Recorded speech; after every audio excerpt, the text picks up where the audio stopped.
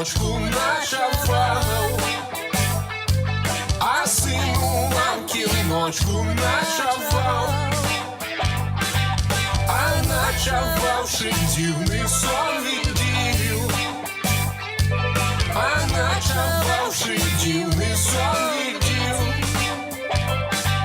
А мамка моя найроднішая, розгадай же ти такий дивний сон.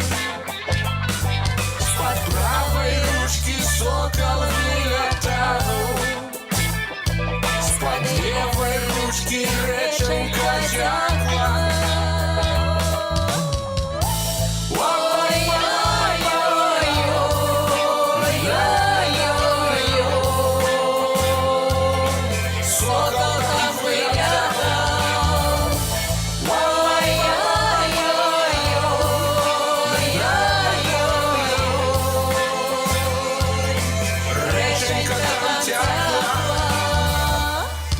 Ой, синку, синку, молодый розум, твоим доме жена не жива. Жена не жива, сына родила. Жена не жива, сына родила.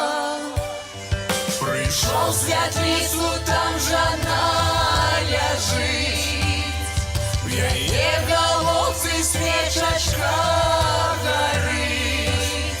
Прийшов у спальню нянечки почуть, нянечки плачуть, сыночка